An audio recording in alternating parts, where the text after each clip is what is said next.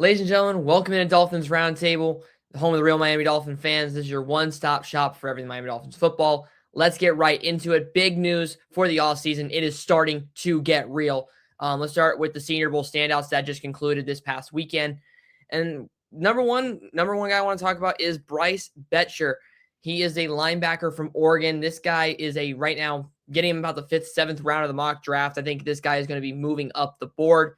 When you look at Bryce Betcher and you watch him in the practice, he is always around the football. Whether he's making the tackle or he's assisting, he is always going to be where that football is going to be. He's making plays. He's explosive, great instincts. He knows exactly where the ball is going to be, and just straight beelines. If the pursuit is there, Betcher making plays with the speed, and then he's a sure tackler. This guy does not miss a lot of tackles. Obviously, Keelan Black a little bit in the Senior Bowl had him miss a little bit.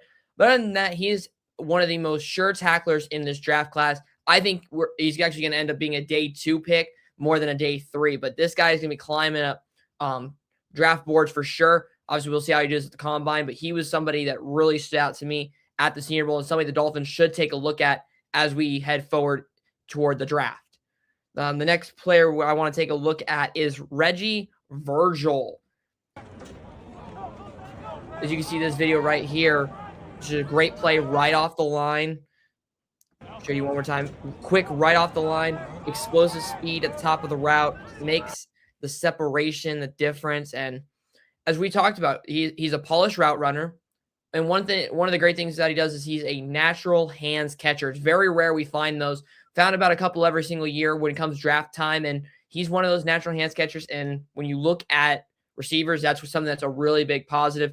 And not only that, but he is fast. He is able to get off the line quickly, and if he doesn't make separation right off the line, he has that top-end speed that is able to get him that separation. He plays all the way through at the same speed, doesn't slow down, just consistently is hard to cover, and that speed ultimately makes the difference when you're covering one-on-one. He won a lot of those one-on-ones at the Senior Bowl. He even made a great catch over Clemens at the Senior Bowl as well. He made a great body control catch, but natural hands is probably the biggest thing, in my opinion, is the biggest difference about Virgil to some of these receivers. It makes him stand out, and his ability to not only compare speed in the natural hands, but he's a polished route runner, which not all of them are when they come ready for the NFL draft. Third on my list that stood out is Derek Moore, and you probably all remember this video right here is Derek Moore when he get ready to bull rush. I mean, look at this. Just absolutely runs him over. I'll show you just one more time so you guys can see this.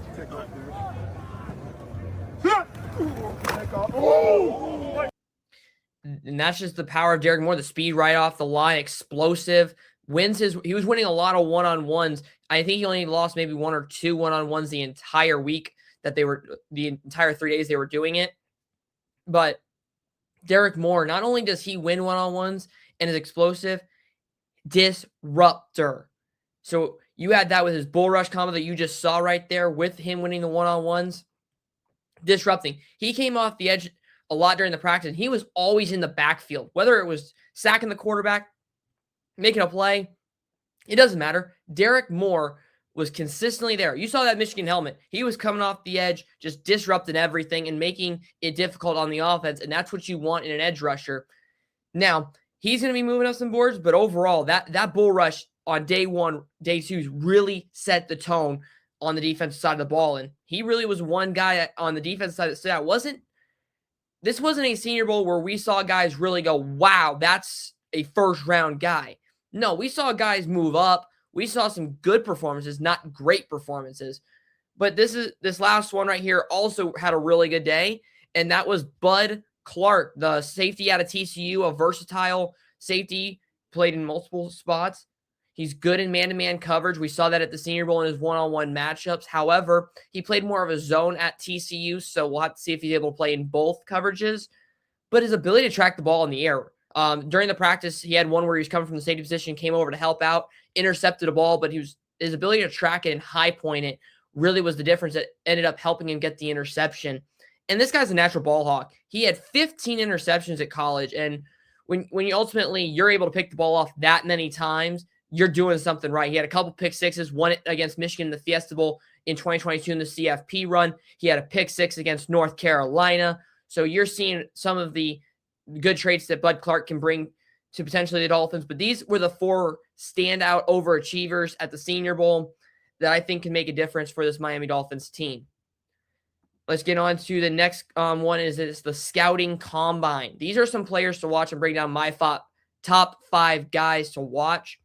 Number 1 is going to be Caleb Downs. I think if you're looking at the number 11 pick, these first 2 are going to be guys to really look at, is Caleb Downs and Francis Mauigoa.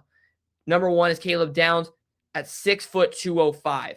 He's got elite instincts. He was more versatile at Ohio State. He was playing further back last year, but he can be played up in the box. He can play middle. He can even take on a corner spot if he needed to help out. But his versatility is something. He's a natural leader, elite IQ, elite instincts, and it's so hard to not turn on an Ohio State game and not hear his name being called. He's always at the football, always making plays, tackling in open space. He doesn't miss many tackles either. He's like Bryce Betcher in terms of being sure tacklers, which is what he does. And the combination of instincts, ability, IQ, just all of it together, he is a sure prospect. To me, he's one of the blue chip prospects in this draft.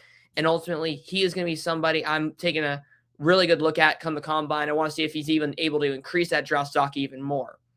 Number 2 is Francis Mauigoa, the offensive tackle from Miami, Florida. I think this would be a really good pickup at number 11. You replace Austin Jackson at right tackle. You really set the tone on the offensive line because Miami, as we've known for years, have not done well at the offensive line position. You get a guy, a first rounder, who's going to help you immediately. And we're talking about 6'6", 315. He's been able to stay healthy in college. His footwork is amazing, able to get to the second level. His athleticism sets him apart. And what he does, he packs a strong punch. So when you're looking at tackles, he's able to redirect people because of the punch. So that his strong punch knocks people off immediately, pushes them back, even able to redirect. And he's going to be able to help us in the run game immediately because what Miami did so successfully well this past year and what helped them get to the CFP championship was the run game. And when they ran to his side, he didn't get beat very much. It was very minimal how much he got beat in the CFP. Maybe a handful of times, if that. But to me, he's giving me some Penei Sewell comparisons. Not everything, not saying he is Penei Sewell, but he has some traits that Penei Sewell has as well.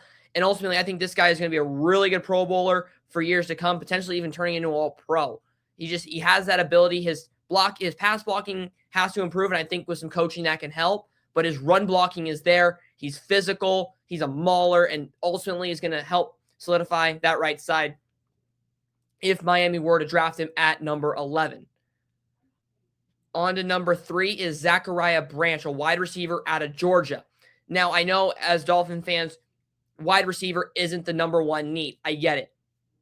This guy is not going in the first 2 rounds as of right now. He's going in about rounds 3 or 4. So if you're the Dolphins, maybe you address some of those needs early, and then you get a guy like Zachariah Branch. This guy is a deep ball threat. Now, we didn't see it as much as Georgia because they threw a lot of screens to him, and that's what helped him with the yards after catch.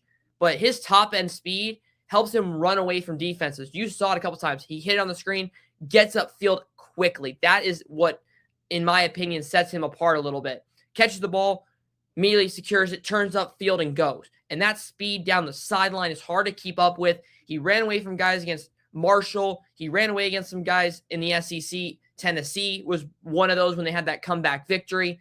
And he also had a great job with body control. Against Ole Miss, you could tell when he was falling backwards and made that catch late in the game, it was his body control, staying focused all the way through. Now, he does have some drops, and that inconsistent hands is not something that's positive of his. But when you're looking at it, this guy is not only a wide receiver, he's also a punt returner. He did some good things at Georgia. But when you combine all the traits he has of the yards after catch, his top-end speed, able to get, and he puts his foot in the ground and turns upfield immediately, that's something we don't see a lot from receivers these days. He gets north-south really quickly. Doesn't do a whole lot of east-west, north-south, and that's what you want. So Zachariah Branch to me is somebody that we could get later in the draft, probably late day 2, early day 3. And for a bigger receiver, I think that's huge for the Miami Dolphins, especially with the cap situation we're in with the potential of having to release Tyreek Hill. That brings me to another first-round draft pick, which not saying we should draft in the first round, but another player I really like is Mekhi Lemon, a wide receiver out of USC. He's a little undersized at 5'11". The average height in the NFL at wide receiver is 6 foot, so just a little bit undersized. But natural hands. We talked about natural hands a little bit with Reggie Virgil. Everything is just natural. All the hands, doesn't really use the body a whole lot.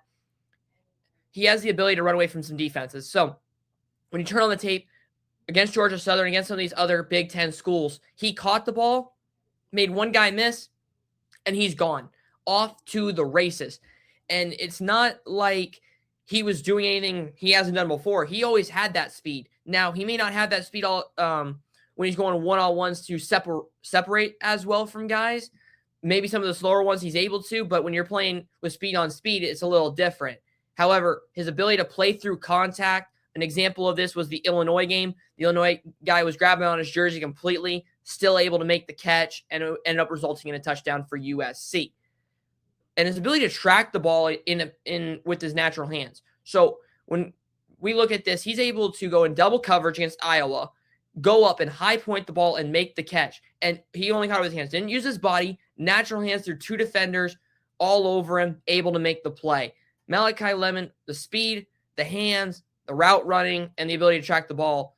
And he can even run away from defenses when he has open space. And with the Dolphins and what they have, he could play a factor into that in terms of speed with Jalen Waddle and the ability to create space. But he's another guy that I think is somebody that is going to get a really good look at the combine. And if he turns in a really good workout, he could potentially be going a little bit higher than where he's currently going, which some are projecting him in that 5 to 13 range. He could go as high as 5. He could go as low as 13. But ultimately, I think he's a solid receiver that is even – I don't even think he's even reached his ceiling yet. Now let's get to number 4. This is a linebacker out of Texas that is really good, super athletic and quick. And for his size at 6'3", 240, being this athletic and being able to climb the ladder as a linebacker and intercept the ball is not something you're used to seeing. Now, this year wasn't as good for Texas, but his tape is something else. He was one of the top linebackers coming out of high school when he went to Texas. And this is a guy I think we can get in the middle rounds. This is a late day 2, early day 3, similar to a Zachariah Branch. And that is Anthony Hill Jr. This guy, I don't know why he is going this late in the draft. I think he could be a first rounder if he turns into a really good workout. He can rush the quarterback. He did it from the linebacker position because he's so quick and athletic, able to drop back in the coverage, but his instincts in coverage too. He intercepted the ball 3 times based off instinct. Read the quarterback's eyes a little bit, but he was able to slightly move over, climbs the ladder, and intercepts the ball. He had 3 interceptions just by instincts alone. Playmaking ability, he's always there. He is one of the most impact players in that Texas defense. You heard his name a lot because that is just how good of a player he is. And not only does he do all that, but he's not only is he a playmaker with the instincts and the quickness, and he's also able to track down the play from behind. We talked about the Red River rivalry. The quarterback is mobile, right? Not Mateer. I'm not sure who the other quarterback was, but he was running and stumbling like he was going to get 5 yards out of a play. And Hill, who comes from the edge, tracks him down from behind. He only gets 2 yards. Why? Because he's so quick. And he always has a relentless motor. And when you're looking at linebackers, he's going to be one of the top 5 in this class, in my opinion. And so far, first what I've seen from him on tape, and then this will probably get a little more in depth with Anthony Hill Jr. as we get close to the draft. But so far, what I've seen from him, he is one of the top linebackers, in my opinion, in this class, and somebody that Dolphin fans should really be taking a look at as we get closer to April. And the 5th and last player we should be taking a really good look at is C.J. Allen, linebacker out of Georgia. Some people have him mock draft at the end of the 1st round, early 2nd. Now, he's a really good linebacker. I don't think he's as developed as a first rounder yet. I think we can get him in the day 2. But his ability to track the play is something really good. He's able to read the quarterback, and he plays the sideline to sideline so well that his fast pursuit and quickness, he's able to get out there. No one's going to beat him sideline to sideline. That is just how good C.J. Allen truly is. And with his speed, he's able to break through on it through the blitz, and he's an effective blitzer because of how quick he is, and he's able to get to the quarterback. As soon as he gets past the line of scrimmage and no one blocks him, quarterback's going down. That's just how good of a player he is. He's able to make tackles in open space. He's a physical tackler. He's not going to shoulder tackle anybody. He's going to wrap up and tackle. That's how they were taught at Georgia, and Kirby Smart is known for putting out really good defensive players. We saw Jordan Davis, Jalen Carter, Roquan Smith. Now CJ Allen could be another list to add to that, another name to add to that list of guys Kirby Smart's developed at Georgia. And when you're looking, he's a playmaker, rarely misses tackles.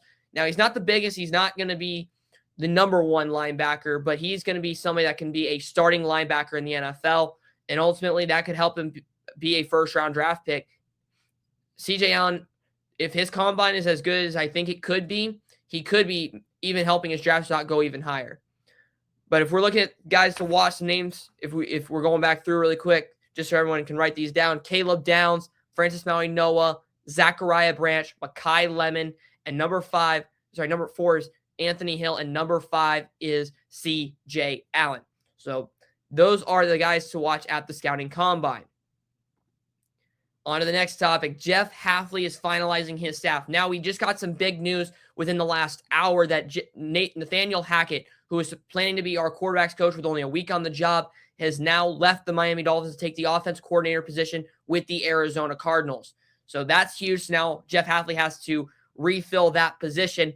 However, that's not that, as much as that is a big of a deal in terms of experience that he brought, it's not as big of a loss. And as some Dolphin fans may not have been happy about the hire, overall, he was still a really good quarterback coach.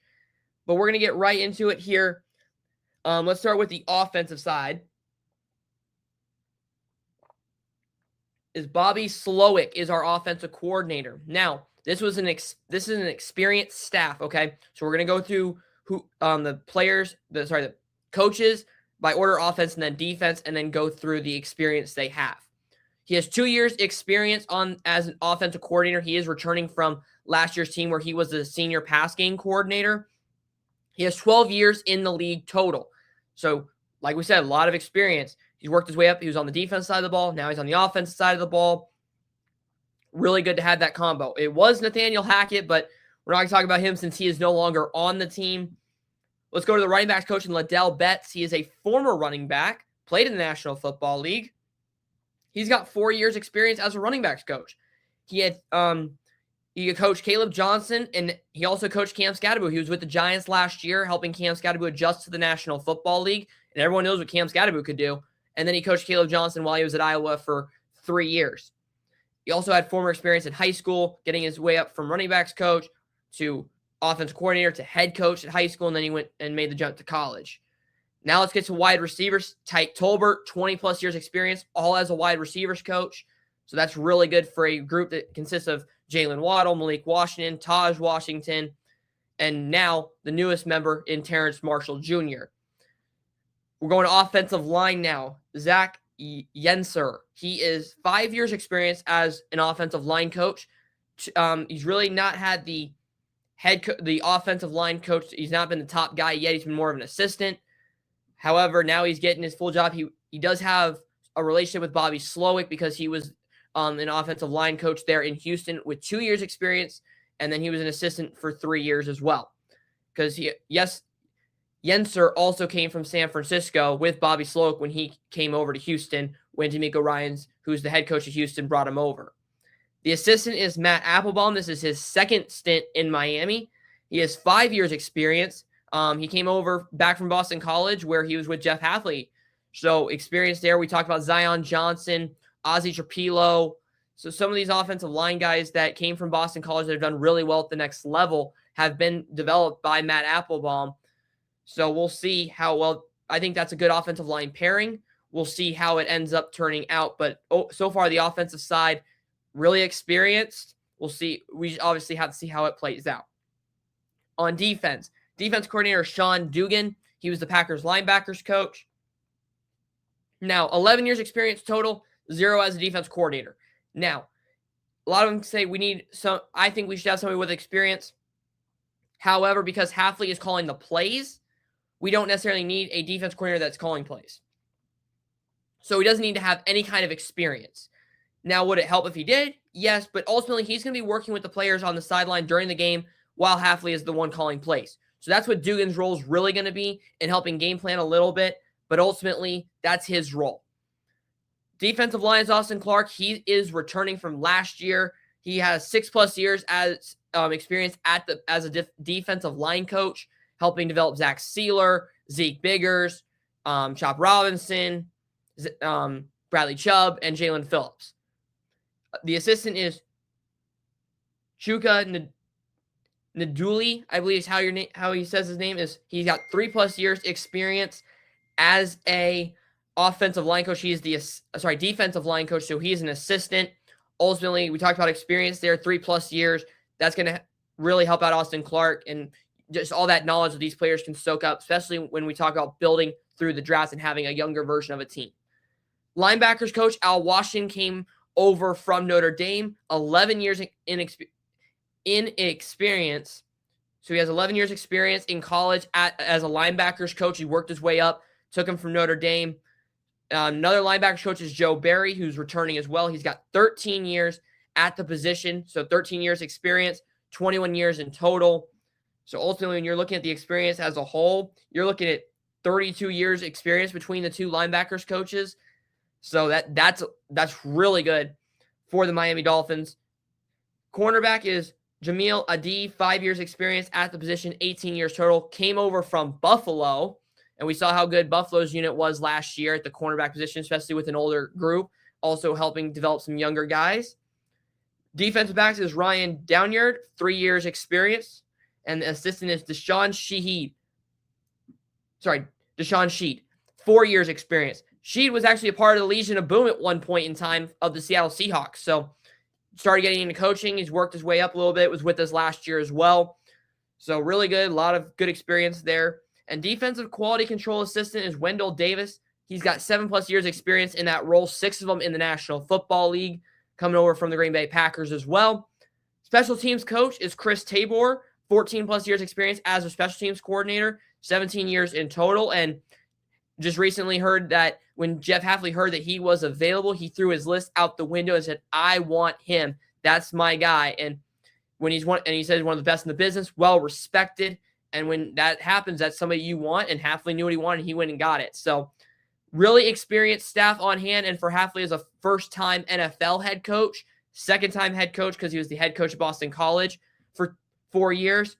Ultimately, I think this is a really good start for Jeff Hafley. We talked about OC being important. Got Bobby Sloak. We don't really have to change much offensively from personnel and scheme-wise. Just hoping to build around what we have. Defensively, a lot of experience. So hopefully being able to build through the draft that experience. Not only do they have experience, but these guys, Hafley selected these guys for a specific reason. Not only are they able to coach, but they're able to teach and develop, which is something that was big on Hafley's list. And being able to get these guys to come in not only with the experience, but developing players and having a success of doing that ultimately makes it really good coaching staff, in my opinion. The quarterback's coach now has to be rehired now that we lost Hackett, which is going to be a huge loss. However, I think with Hafley, his track record of hires already has shown that he knows what he wants, and he's going to be able to get another guy in there that's going to be able to do the job just as well as Hackett would have been able to. But ultimately, we talked about an experienced staff. Hafley need to put together a really good staff to have success and to take a really good step forward in his first year, and I think he has done just that. Let's move on to, is Tua out of Miami? Man, I think this is a really loaded question because you look at the comments that were made by Hafley on the Jim Rose show, and when you take those comments and the way that John Eric Sullivan and Hafley kind of have danced around the situation, you would think he's on his way out, and by not addressing it now, the further and further it gets, it looks like Tua is ultimately going on his way out. But then there's the contract situation. So let's break this all down here. The comments by Hafley, and this is what he said, quote by quote, there will be competition. I've spoken to Tua about a lot of things, but ultimately this will come down to who we believe gives us the best chance to win, to start this new era and build a foundation with us. Now, he spoke to Tua, so that's different than the last time when he's been answering this question. He's actually had a conversation with Tua. They've had an actual discussion, multiple discussions.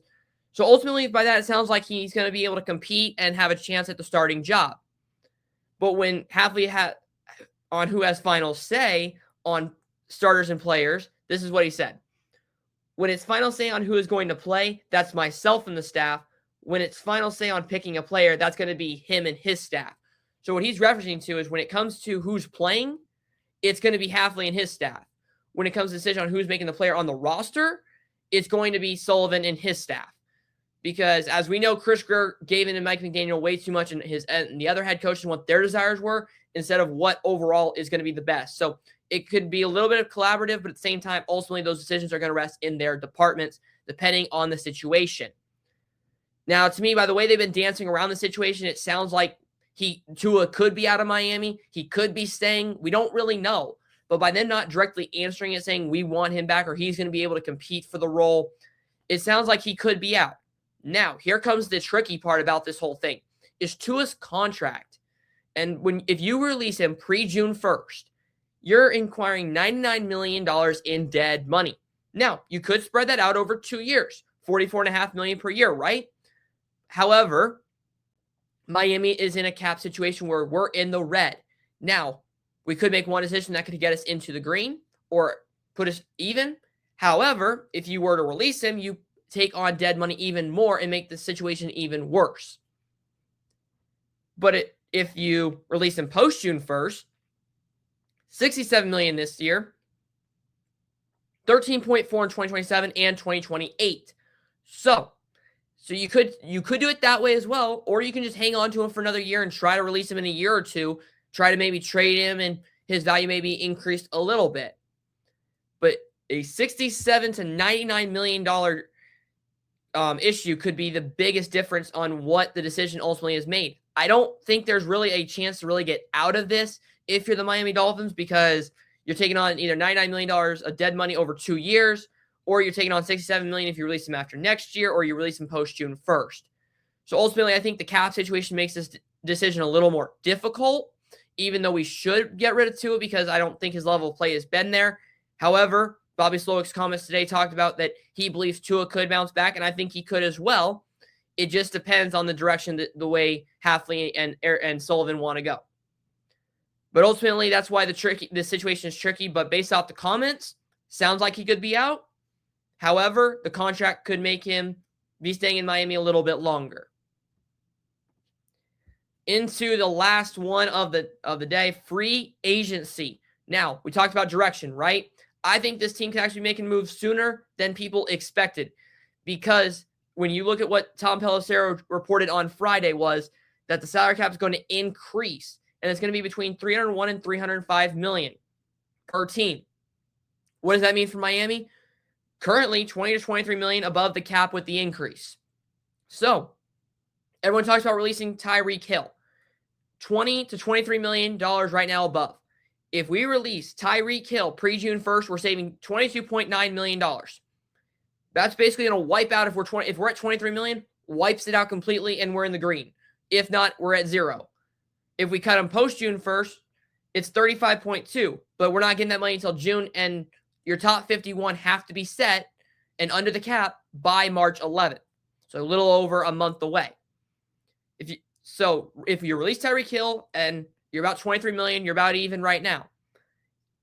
Releasing Jason Sanders would save about 3.9 million. If we release Austin Jackson post June 1st, we're saving $11 million. Bradley Chubb, if we just release him regularly, you're saving 7.3. And you would save 20.2 if you release him post June 1st. And Minka Fitzpatrick, if you somehow could find a trade, you'd save 5.8 million against the cap. Now, some of these players may not get released or traded at all, but I think these are players. I don't think Bradley Chubb has lived up to his $20 million a year contract. I think he needs to be on his way out the door. Minka didn't play great this year either. And if we were to get a guy potentially like a Caleb Downs, he could just take over that position right away and be a starter and a leader instantly on this team. Austin Jackson's too injury prone, and to me, he's not looked very good for this Dolphins team. So maybe if we release him, maybe go after a guy like Francis Mauigoa to solidify that right tackle spot. And I think everyone knows Tyreek Hill's pretty much on his way out because of that big contract. I don't think he wants to be in Miami anymore. And no one knows, is he going to come back and be the same Tyreek Hill that he was before the injury? And if we were to release Tyreek Hill, release Jason Sanders, release Bradley Chubb, trade Minka Fitzpatrick, and release Austin Jackson post June 1st, we're saving $50.9 million total. 39.9 before March 11th. So just like that, you're looking at about $16 to $19 million below the cap. So that's about what your cap space is looking like. Now, we could go after a guy like Kyle Pitts. We could just sit back and do a whole lot, not do a lot, and use our draft picks and build through the draft like John Eric Sullivan said. But we don't know. And ultimately, it depends on what the decisions you're going to be making in the coming weeks. But we could, if we make the right decisions, end up being in the clear for cap space and ultimately helping ourselves out and making some moves this year that can help us win some more games than people are expecting and change how quickly this rebuild could get done. But it just depends on what moves we're making between now and March 11th, because as soon as the new league year starts, you got to be cap compliant. And if by releasing Tyreek Hill, that's going to help us, then it's who comes after. Do we restructure contracts? Do we release somebody else and acquire some dead money, but we're able to get cap compliant that way? It ultimately depends on how Jeff Hafley wants to run his defense, how he wants the offense to look, and ultimately does how this team is put in position to win. So that's going to be the big question mark, but I think we could be making moves sooner than expected based off who we release. But those decisions we'll have to evaluate over the next coming weeks. But that's going to do it for this edition here on Dolphins Roundtable. Make sure to check us out on TikTok at Dolphins Roundtable, on Instagram as well, and obviously YouTube channel at Dolphins Roundtable. Make sure you hit the like button for the video and subscribe as well to the channel. And now we can get notified of all the latest videos and news coming out for the Miami Dolphins. I want to thank you for watching, and we'll see you next time. I'm out.